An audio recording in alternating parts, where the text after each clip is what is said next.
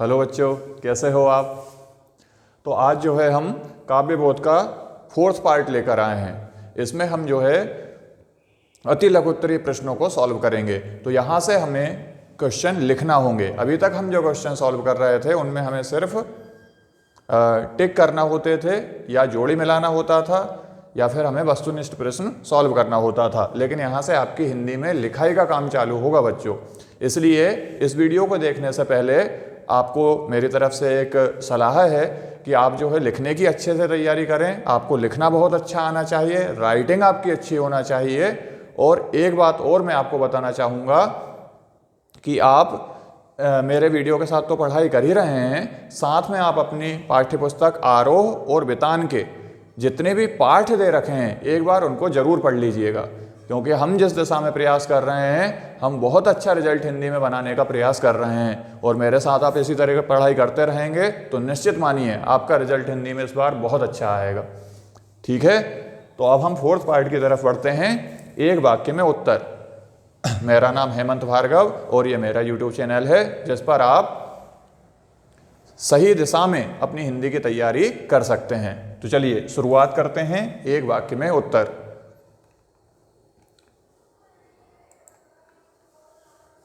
देखिए, प्रश्न नंबर 1 हमसे पूछा है, वात्सल्य रस को 10वें रस के रूप में स्थापित करने वाले कवि का क्या नाम है। अब मेरे जो पहले के 3 वीडियो हैं यदि आप उनको ध्यान से देखेंगे तभी आप चौथे वीडियो पर आइएगा। इससे क्या होगा, इसमें से आधे से ज़्यादा क्वेश्चन ऐसे होंगे जिसके आंसर आप खुद आसानी से कर सकते हैं। तो ये बात का ध्यान रखें, हम जो पढ़ रहे हैं उसको हम बार बार रिवाइज भी करते रहें। तो बताइए इसका आंसर क्या होगा। वात्सल्य रस के 10वें रस के रूप में स्थापित करने वाले कवि का क्या नाम है। तो इसका नाम है सूरदास। सूरदास जी जो थे उन्होंने वात्सल्य रस को 10वें रस के रूप में स्थापित किया बच्चों। इससे पहले रसों की संख्या 9 मानी जाती थी। तो इसका सही आंसर है सूरदास। इन प्रश्नों के उत्तर लिखते समय इस बात का ध्यान रखेंगे, कभी कभी हम 1 या 2 शब्दों में उत्तर कर देंगे और कभी कभी हमारा उत्तर थोड़ा सा बड़ा हो सकता है और 1 लाइन में भी हम उत्तर कर सकते हैं। अब देखिए दूसरा प्रश्न, शांत रस का स्थायी भाव क्या है। तो शांत रस जो नवा रस है हमारा, उसका स्थायी भाव क्या होता है। शांत रस का स्थायी भाव निर्वेद होता है। तो इसका सही आंसर होगा निर्वेद। आप चाहें तो शॉर्ट नोटिंग भी कर सकते हैं, अपनी कॉपी उठाकर इन क्वेश्चन के आंसर लिख भी सकते हैं, क्योंकि लिखने से हमको लंबे समय तक प्रश्न का उत्तर याद रहता है। अगला प्रश्न देखिए, एक ही स्थायी भाव के बीच बीच में परिस्थितिवश अनेक भावों का संचार होता है, इन भावों को क्या कहते हैं। तो एक ही स्थायी भाव है, उसके बीच में यदि कुछ भाव कुछ समय के लिए आ रहे हैं और फिर वापस चले जाते हैं तो ऐसे भावों को संचारी भाव कहा जाता है। तो इसका सही आंसर होगा संचारी भाव। प्रश्न नंबर 4, अब में नाच्यो बहुत गोपाला में कौन सा रस है। ये जो पंक्तियां हैं, अब में नाच्यो बहुत गोपाला, इसमें सूरदास जी भगवान कृष्ण से इस भवसागर से पार करने के लिए उनसे प्रार्थना कर रहे हैं। उनके अनुसार जो संसार है ये दुख देने वाला है और मैं इस संसार की माया में फंस चुका हूं भगवान, इसलिए मुझे आप इस भवसागर से मुक्ति प्रदान कीजिए। इस तरीके के भाव इस पद में सूरदास जी के हैं, इसलिए इसका सही आंसर होगा शांत रस। शांत रस यानी अब संसार में उनका मन नहीं लग रहा है और वो भगवान से प्रार्थना कर रहे हैं। उनके मन में वैराग्य उत्पन्न हो गया है कि हे प्रभु अब मुझे इस भवबंधन से मुक्त कीजिए। तो इसका आंसर हम लिखेंगे शांत रस। प्रश्न नंबर 5, रस क्या है लिखिए। मतलब यहां हमसे रस की परिभाषा पूछी जा रही है। तो रस की परिभाषा क्या है देखते हैं हम। तो यहां मैंने आपको नोट करने के लिए परिभाषा लिख भी रखी है और इसको अब हम समझते हैं। श्रव्य काव्य पढ़ने या दृश्य काव्य देखने से पाठक, श्रोता या दर्शक। पाठक और श्रोता कौन होंगे, जो श्रव्य काव्य या तो पढ़ रहा होगा या फिर सुन रहा होगा, जबकि दृश्य काव्य देखने वाले दर्शक कहलाते हैं। तो श्रव्य काव्य पढ़ने या दृश्य काव्य देखने से पाठक, श्रोता या दर्शक को जो अलौकिक आनंद प्राप्त होता है उसे रस कहा जाता है। किसी काव्य को पढ़ने, सुनने या देखने से जो आनंद की प्राप्ति होती है बच्चों, उसी को रस कहा जाता है। तो बिल्कुल आसान परिभाषा है रस की, अपन लिख सकते हैं। अगला प्रश्न देखें, भयानक रस का स्थायी भाव बताइए। भयानक रस का स्थायी भाव क्या है? भयानक नाम से ही समझ में आ रहा है, भयानक रस का स्थायी भाव होगा भय, यानी डर। तो जहां कहीं भी हमारे मन में भयानक रस की व्युत्पत्ति होती है, वहां पर हमारे हृदय के अंदर भय का या फिर डर का संचार होता है, इसलिए इसका सही आंसर होगा भय। अनुभाव के प्रकार बताइए। अनुभाव कितने प्रकार के होते हैं? तो अनुभाव हमने इससे पहले वाले वीडियो में भी बात करी है अनुभाव की। अनुभाव जो होते हैं वो 4 प्रकार के होते हैं। अनुभाव 4 प्रकार के होते हैं और उनके हम नाम भी यहाँ लिख सकते हैं। तो अनुभाव 4 प्रकार के होते हैं जिनके नाम हैं कायिक, शरीर से संबंधी, मानसिक, मस्तिष्क से संबंधी, सात्विक और आहार्य। तो याद रहेंगे 4 प्रकार के अनुभाव होते हैं, कायिक, मानसिक, सात्विक और आहार्य। संचारी भावों की संख्या कितनी मानी गई है? संचारी भावों की संख्या 33 मानी गई है, 33 33। तो संचारी भावों की संख्या 33 मानी गई है और प्रत्येक रस के अंदर ये संचारी भाव आते जाते रहते हैं, ये स्थायी नहीं होते हैं, इसलिए इसको संचारी भाव कहा जाता है। प्रमुख संचारी भाव के नाम लिखिए। अब 33 के 33 तो हम याद नहीं कर सकते हैं, लेकिन हमसे क्या पूछा जा रहा है कि कुछ प्रमुख संचारी भावों के नाम लिखिए।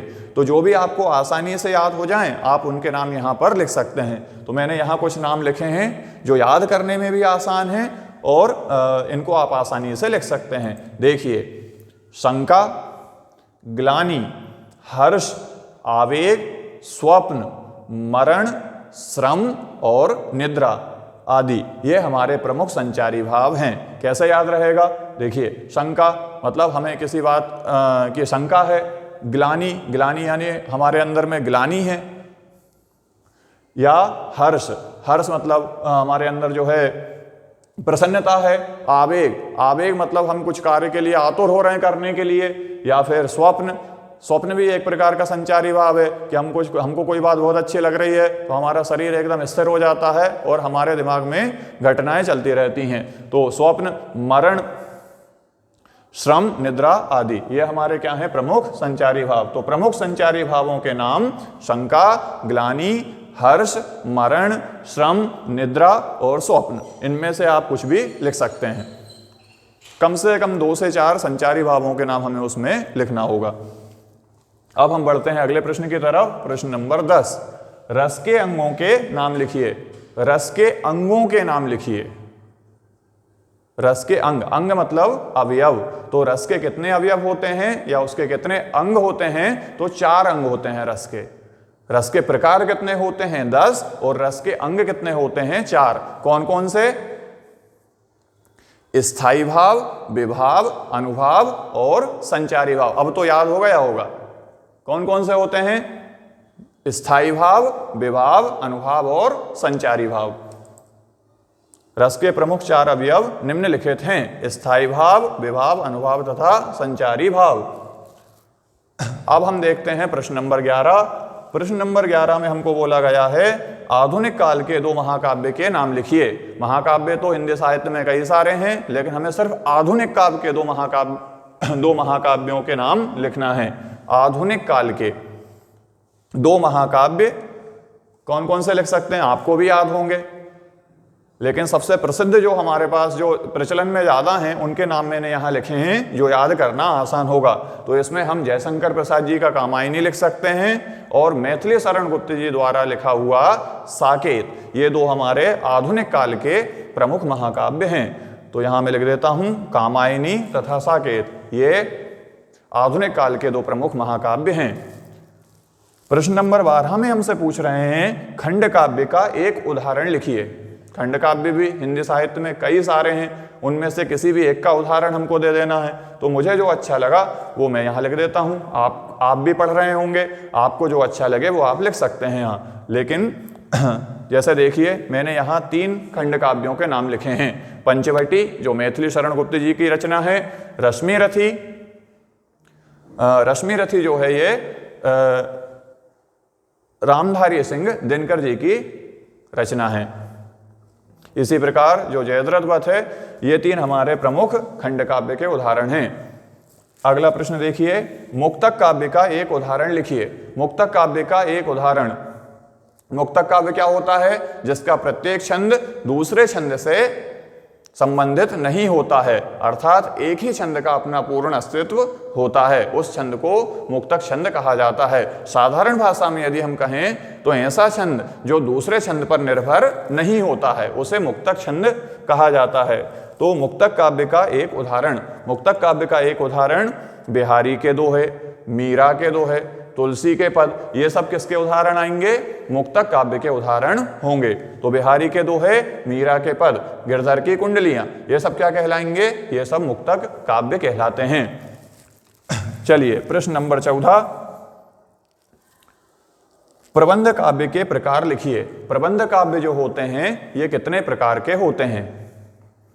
तो इस प्रश्न का आंसर मुझे लगता है कि अब मुझे करने की जरूरत नहीं है, ये क्वेश्चन का आंसर आप खुद से कर सकते हैं। बिल्कुल ठीक, प्रबंध काव्य जो है इसके 2 प्रकार होते हैं, महाकाव्य और खंड काव्य। महाकाव्य और खंड काव्य। मुक्तक काव्य के प्रकार लिखिए। मुक्तक काव्य कितने प्रकार के होते हैं? तो आंसर है, मुक्तक काव्य जो होते हैं ये भी 2 प्रकार के होते हैं। कौन कौन से? पाठ्य मुक्तक और गेय मुक्तक। पाठ्य मुक्तक, गेय मुक्तक, ये 2 मुक्तक काव्य के प्रकार माने गए हैं। तो पाठ्य मुक्तक तथा गेय मुक्तक, ये इसका सही आंसर हो जाएगा। अब हम देखते हैं प्रश्न नंबर 16, विस्तृत कलेवर वाले काव्य को क्या कहा जाता है? विस्तृत कलेवर, कलेवर का मतलब क्या हुआ? कलेवर यानी कथा बहुत बड़ी हो, पात्र बहुत सारे हों, जो कहानी चल रही है वो उसमें तारतम्यता बनी हो, इस प्रकार से एक बड़ी सी रचना क्या कहलाती है? विस्तृत कलेवर कहलाती है। और विस्तृत कलेवर वाली जो रचना होती है वो महाकाव्य कहलाती है, हमने पढ़ा है, इसलिए इसका सही आंसर होगा महाकाव्य। आधुनिक युग के गेय मुक्तक, प्रगीत, गेय मुक्तक और प्रगीत ये एक दूसरे के पर्याय माने गए हैं। यानी आधुनिक युग के गेय मुक्तक कवियों के नाम लिखिए, मतलब आधुनिक काल में कौन कौन से कवि गेय मुक्तक में रचना करते थे। तो इनमें हम जो प्रमुख नाम लिखेंगे, ये 4 नाम इसमें सबसे ज्यादा प्रसिद्ध हैं, और ये चारों नामों से आप अपरिचित नहीं हैं, क्योंकि छायावाद के जो 4 प्रमुख स्तंभ हैं वो चारों के 4 हमारे प्रगीत या गेय मुक्तक लिखते थे। तो इसमें सबसे पहला नाम आ जाएगा हमारा जयशंकर प्रसाद जी का, सूर्यकांत त्रिपाठी निराले जी का, फिर सुमित्रानंदन पंत जी का और महादेवी वर्मा जी का। यहीं से एक क्वेश्चन और तैयार हो गया हमारा, छायावाद के प्रमुख कवियों के नाम लिखिए। तो छायावाद के 4 प्रमुख कवि जयशंकर प्रसाद, सुमित्रानंदन पंत, सूर्यकांत त्रिपाठी निराला और महादेवी वर्मा जी हैं। तो इसका सही आंसर हो जाएगा, प्रमुख कवियों के नामों में हो सकता है कि आप 2 भी लिख दें तो भी आपको मार्क्स पूरे मिलेंगे, लेकिन फिर भी हमें जितनी इंफॉर्मेशन है तो हमें ज़्यादा से ज़्यादा लिखना चाहिए। अब प्रश्न नंबर 18, मुक्तक काव्य से आप क्या समझते हैं? मुक्तक काव्य से आप क्या समझते हैं? तो मुक्तक काव्य की परिभाषा ना जाने कितनी बार मैंने वीडियो के अंदर में बताई है, तो बिल्कुल आसान परिभाषा है मुक्तक काव्य की। देखिए, जिस काव्य में प्रत्येक पद अपने आप में स्वतंत्र होता है, मतलब वो दूसरे पदों पर निर्भर नहीं होता है, जिस काव्य में प्रत्येक पद अपने आप में पूर्णतः स्वतंत्र होता है, ऐसे काव्य को मुक्तक काव्य कहा जाता है। आसान है परिभाषा, बिल्कुल ठीक। अब हम बढ़ते हैं अगले प्रश्न की तरफ। प्रश्न नंबर 19, प्रबंध काव्य किसे कहते हैं? प्रबंध काव्य किसे कहते हैं? तो प्रबंध काव्य के बारे में हमको क्या पता है? प्रबंध काव्य, देखिए, जो रचना कथा सूत्रों या छंदों की तारतम्यता में अच्छी तरह निबद्ध हो उसे प्रबंध काव्य कहते हैं। परिभाषा थोड़ी क्लिष्ट है, थोड़ी समझने में आसान नहीं लग रही है, तो अपन इसको आसान भाषा में समझते हैं। जो रचना कथा सूत्रों, कथा में बंधी हो, उसमें एक कहानी हो जो लंबी कहानी हो, या छंदों की तारतम्यता में अच्छी तरह निबद्ध हो। मतलब एक छंद लिखा, फिर उसके बाद जो दूसरा छंद लिखा, दोनों एक दूसरे से जुड़े हों। मतलब कहानी जो है वो प्रत्येक पद में आगे बढ़ रही है, हर एक छंद कहानी को आगे बढ़ाने वाला है। इस तरीके से जब कोई रचना करी जाती है तो उसे प्रबंध काव्य कहा जाता है। पहला छंद दूसरे छंद पर निर्भर होगा, बीच में टूटेगी नहीं कथा, कथा जुड़ी होना चाहिए पहले से लेकर अंतिम तक। उस तरीके से जो रचना करी जाती है उसे प्रबंध काव्य कहा जाता है। तो फिर से एक बार हम इस परिभाषा को पढ़ते हैं। जो रचना कथा सूत्रों से या फिर छंदों की तारतम्यता, तारतम्यता मतलब एक छंद का दूसरे छंद से, दूसरे छंद का तीसरे छंद से, तीसरे छंद का चौथे छंद से, इस तरीके से छंदों का आपस में जुड़ा होना, इस चीज को बोलते हैं तारतम्यता। तो छंदों की तारतम्यता में अच्छी तरह निबद्ध हो, बंधी हो, मतलब छंदों के माध्यम से वो कथा बंधी है, ऐसी रचना को जो है प्रबंध काव्य कहा जाता है। अगला प्रश्न देखें, 20 नंबर प्रश्न।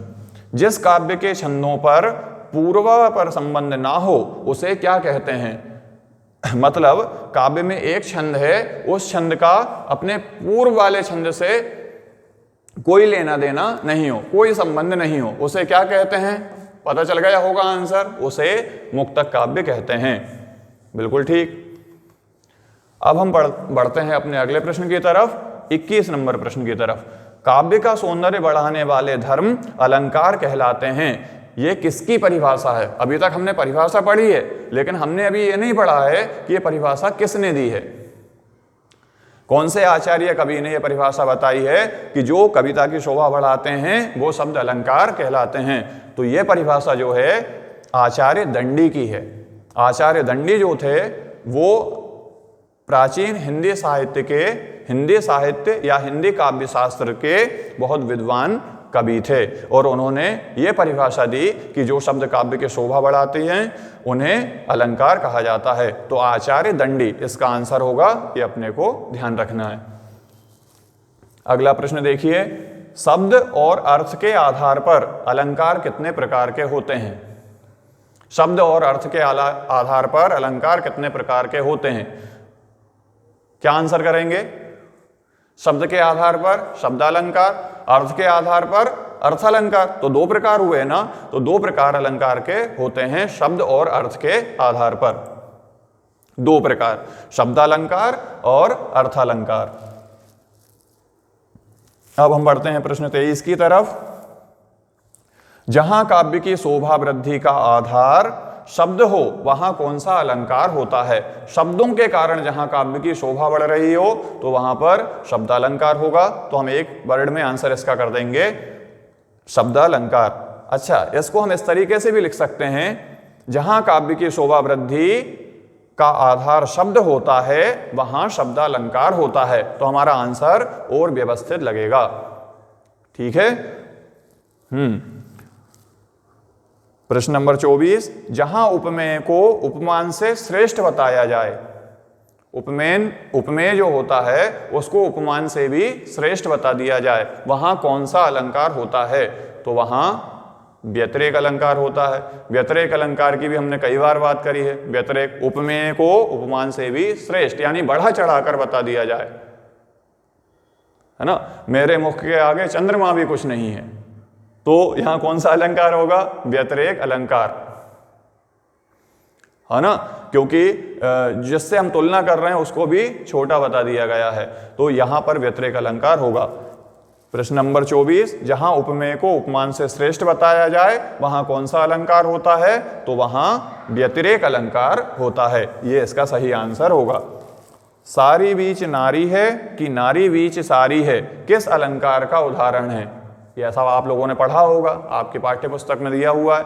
सारी बीच नारी है कि नारी बीच सारी है कि सारी की ही नारी है कि नारी की ही सारी है ना। तो यहाँ संदेह बना हुआ है, संदेह बना हुआ है, अंत तक हम ये नहीं निश्चय कर पा रहे हैं, तो यहाँ संदेह अलंकार होगा, जिसका सही आंसर होगा संदेह अलंकार। अब हम देखते हैं अगला प्रश्न। जान श्याम घन श्याम को नाच उठे वन मोर। जंगल में मोर थे कई सारे, और आप जानते हैं मोर कब नाचते हैं? जब बादल होते हैं, जब पानी गिरता है, बादल होते हैं आसमान में काले काले, तब जो मयूर होते हैं वो प्रसन्न हो जाते हैं और खुशी के मारे नाचने लगते हैं। लेकिन यहाँ क्या लिखा है? यहाँ लिखा है जान श्याम घनश्याम को, यानी भगवान कृष्ण वहाँ से आए। भगवान कृष्ण का जो स्वरूप है वो भी श्याम वर्ण बताया गया, मतलब वो भी काले रंग के बताए गए हैं। तो जो मोर थे उन्होंने देखा कि हो सकता है कि ये काला रंग दिखाई दे रहा है, मतलब यहाँ बादल आ गए हैं, तो वो खुशी के मारे नाचने लगे। वास्तव में वो बादल नहीं थे, काला होने की समानता के कारण भगवान कृष्ण को मोरों ने बादल मान लिया। तो जहां जो वस्तु नहीं होती है उसे वो मान लिया जाता है, वहां क्या होता है? भ्रांतिमान अलंकार। तो ये किसका उदाहरण है? ये भ्रांतिमान अलंकार का उदाहरण होगा, क्योंकि हमने भूलवश भगवान कृष्ण को क्या मान लिया? मोरों ने बादल मान लिया, जबकि वास्तव में वो बादल नहीं थे, वो भगवान कृष्ण थे। तो बात समझ में आ रही है? भ्रांतिमान अलंकार में जो वस्तु वास्तव में वो नहीं होती है, किसी समानता के आधार पर उसे वे वस्तु मान लिया जाता है। तो यहाँ भ्रांतिमान अलंकार होगा। अब अगला प्रश्न देखें हम, कविता में रुकने और आगे बढ़ने के नियम को क्या कहा जाता है? जब हम कोई कविता पढ़ते हैं तो हम कई जगह रुकते हैं, कई जगह आगे बढ़ते हैं। रुकना और आगे बढ़ना, इस चीज को यति और गति कहा जाता है। गति मतलब छंद का प्रवाह, जब हम आगे बढ़ते हैं, कविता का पाठ करते हैं, उसे गति कहा जाता है, और बीच बीच में जिस स्थान पर रुकते हैं उसे यति कहा जाता है। तो कविता में रुकने और आगे बढ़ने के नियम को यति और गति कहा जाता है। प्रश्न नंबर 28, छंद के प्रकार लिखिए, यानी छंद कितने प्रकार के होते हैं? क्या आप आंसर कर पा रहे हैं? छंद कितने प्रकार के होते हैं? बिल्कुल ठीक, 2 प्रकार के छंद होते हैं। पहला छंद का जो प्रकार है इसे कहा जाता है वार्णिक छंद, और दूसरा जो प्रकार है उसे कहा जाता है मात्रिक छंद। हाँ, या पहला वाला मात्रिक छंद और दूसरा वाला वार्णिक छंद। तो बिल्कुल ठीक, छंद 2 प्रकार के होते हैं, मात्रिक छंद और वार्णिक छंद। अगला प्रश्न देखें, प्रश्न नंबर 29, दुर्मिल सवैया का दूसरा नाम क्या है? दुर्मिल सवैया को और क्या कहा जाता है? कह रहा था अपन ने ये क्वेश्चन पहले, बिल्कुल करा था। दुर्मिल सवैया का दूसरा नाम मत्स्य गयंद सवैया होता है। मत्स्य गयंद सवैया को ही दुर्मिल सवैया कहा जाता है। तो इसका आंसर होगा मत्स्य गयंद सवैया। प्रत्येक पंक्ति में 31 वर्ण वाली रचना क्या कहलाती है? हर एक पद में यदि 31 मात्राएं हों, 31 मात्राएं हों, तो ऐसी रचना क्या कहलाती है? 31 मात्रा कवित्त, है ना। 31 वर्ण यदि उसमें होते हैं, प्रश्न नंबर 30, प्रत्येक पंक्ति में 31 वर्ण वाली रचना क्या कहलाती है? 31 वर्ण यदि हम गिनेंगे प्रत्येक पद में, तो जो रचना बनेगी उसे कवित्त कहा जाएगा। तो इसका सही आंसर होगा कवित्त। कवित्त में वर्णों की संख्या 31 मानी गई है। याद रखेंगे, कवित्त मतलब 31 वर्ण, 31 वर्णों का एक पद जिसमें होता है उसे कवित्त कहा जाता है। तो इसका सही आंसर हो जाएगा कवित्त। प्रश्न नंबर 31, जिसमें 4 पंक्तियां होती हैं, ऐसी रचना जिसमें 4 पंक्ति हों। पहली, दूसरी और चौथी पंक्ति में तुक मिलाया जाता है, यानी 4 पंक्तियां हैं जिसमें पहली और दूसरी, उसके बाद चौथी, इन तीनों के लास्ट में समान शब्द आएगा, तुक मिलेगी, लेकिन तीसरी पंक्ति में कुछ भी शब्द आ सकता है। ऐसी रचना को क्या कहा जाता है? और यह उर्दू और फारसी की एक शैली है। यह भी बताया गया कि ऐसी रचना यदि उर्दू फारसी शैली में करी जाएगी तो उसको क्या कहा जाएगा? तो उर्दू फारसी शैली में जो कविताएं लिखी जाती हैं उन्हें रुबाइयां कहा जाता है।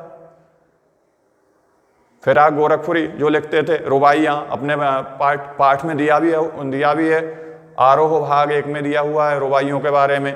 तो इसका सही आंसर होगा रुबाइयां। ऐसी रचना को रुबाइयां कहा जाता है।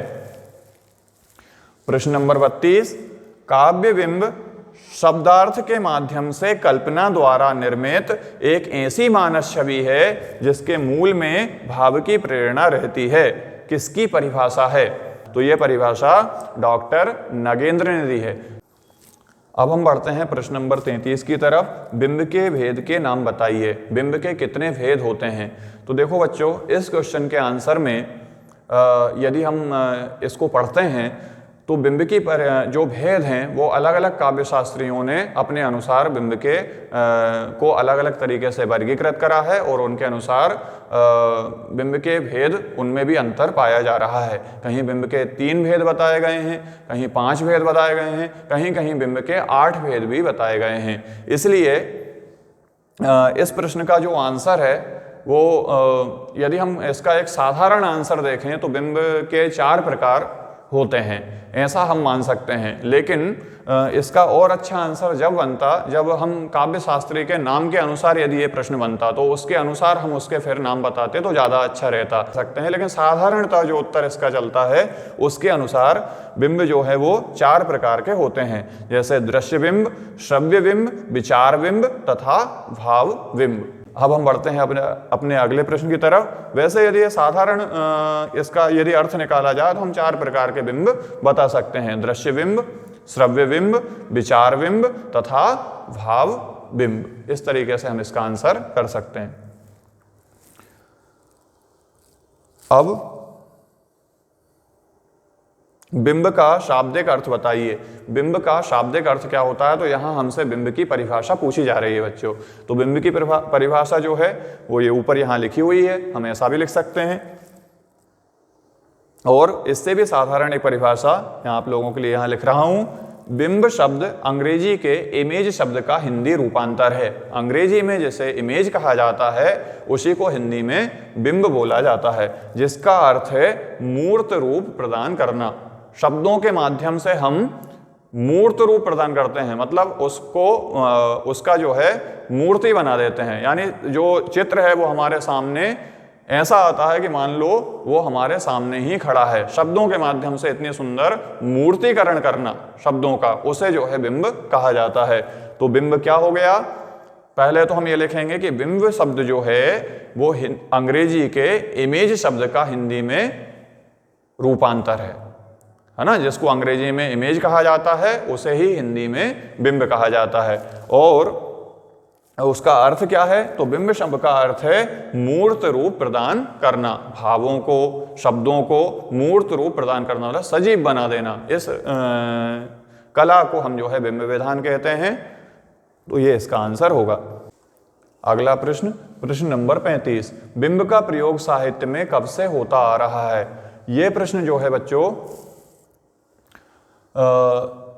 इस प्रश्न को पढ़कर भी हम इसका निष्कर्ष सही तरीके से निकाल नहीं सकते, क्योंकि यदि आप पढ़ोगे तो बिंब का प्रयोग साहित्य में जितने भी मैंने इसके बारे में पढ़ा उसमें मुझे कई जगह ये भी मिला कि जो बिंब का प्रयोग है वो काव्य में बहुत पहले से ही या आरंभ से ही होता आ रहा है। तो या तो इसका एक आंसर हो सकता है कि बिंब का प्रयोग साहित्य में आरंभ से ही होता आ रहा है, या तो इसका आंसर इस तरीके से होगा, या फिर ये हमसे इस तरीके से पूछना चाहते हैं कि हिंदी साहित्य में बिंब का प्रयोग कब से हो रहा है, या सर्वप्रथम बिंब का प्रयोग हिंदी साहित्य में किसने किया और कब किया। इस तरीके से यदि हमसे क्वेश्चन पूछे जाते, या कौन सी रचना से बिंब का प्रयोग साहित्य में हुआ है, तब हम इस क्वेश्चन का आंसर कर सकते थे। तो ये भी थोड़ा क्वेश्चन जो है अपने आप में अपूर्ण है। तो ऐसे प्रश्न जो अपने आप में अपूर्ण है या जिनका मैं आपको सही आंसर नहीं कर सकता हूं, इनको हम स्टार अभी लगा देते हैं इन पर। यदि इन क्वेश्चन के बारे में हमको कोई सटीक जानकारी आपको मिलेगी तो हम आप तक ये जरूर पहुंचाएंगे, लेकिन अभी मैं इस क्वेश्चन का आंसर करने के लिए श्योर नहीं हूं, इसलिए मैं इस क्वेश्चन का आंसर अभी नहीं कर रहा हूं। अब प्रश्न नंबर 36। प्रश्न नंबर 36, किस कवि की पहचान एक बिंब धर्मी के रूप में है? ये हमारी पाठ्य पुस्तक में भी वर्णन इनका है। बिंब धर्मी के रूप में कवि की पहचान, मतलब किस कवि को बिंब धर्मी के रूप में देखा जाता है, मतलब जो बहुत बढ़िया अपनी रचनाओं में बिंब का विधान करते थे, उन कवि का नाम, मतलब बिंब के नाम से ही कि अपनी रचनाओं में बहुत बढ़िया बिंब का प्रयोग करते हैं, इसी से वो प्रसिद्ध हैं अपनी रचनाओं के अंदर। ऐसे कवि का नाम है शमशेर बहादुर सिंह। तो शमशेर बहादुर सिंह जी जो हैं उन्होंने अपनी रचनाओं में बहुत उत्तम कोटि का बिंब विधान किया है, इसलिए बिंबधर्मी के रूप में शमशेर बहादुर सिंह जी को जाना जाता है। तो इसका सही आंसर होगा शमशेर बहादुर सिंह।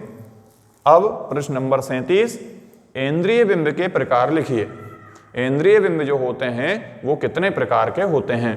तो इंद्रिय बिंब जो होते हैं बच्चों, ये 5 प्रकार के माने गए हैं। इंद्रिय बिंबों की संख्या 5 होती है। कौन कौन सी होती है? चाक्षुष बिंब, मतलब जो आंखों द्वारा बनाए जाते हैं। श्रव्य बिंब, जिनका विधान हम सुनकर करते हैं, उन्हें श्रव्य बिंब कहा जाता है। स्पर्श बिंब, स्पर्श बिंब का मतलब होता है छूकर या महसूस करके जो बिंबों का निर्माण होता है, उन्हें स्पर्श बिंब कहा जाता है। फिर बात आती है 4th, घ्रातव्य बिंब। घ्राण बिंब भी इनको बोला जाता है। घ्रातव्य या फिर घ्राण बिंब, यानी सूंघ कर, है ना, जिन बिंबों का निर्माण किया जाता है या किसी गंध विशेष के कारण जिन बिंबों का निर्माण होता है, उन्हें घ्रातव्य बिंब कहा जाता है। और 5वां प्रकार होगा आस्वाद्य बिंब। आस्वाद्य बिंब मतलब जिनका हम स्वाद लेकर जिन बिंबों का निर्माण करते हैं, उन्हें आस्वाद्य बिंब की श्रेणी में रखा गया है। अर्थात जो बिंब हैं हमारे, ये कितने प्रकार के हो जाएंगे? 5 प्रकार के बिंब हो जाएंगे। नंबर 1 चाक्षुष बिंब, नंबर 2 श्रव्य बिंब, नंबर 3 स्पर्श बिंब, नंबर 4 गंध बिंब भी बोला जाता है इसको। इसके 2 नाम और भी हैं, घ्रातव्य बिंब, घ्राण बिंब,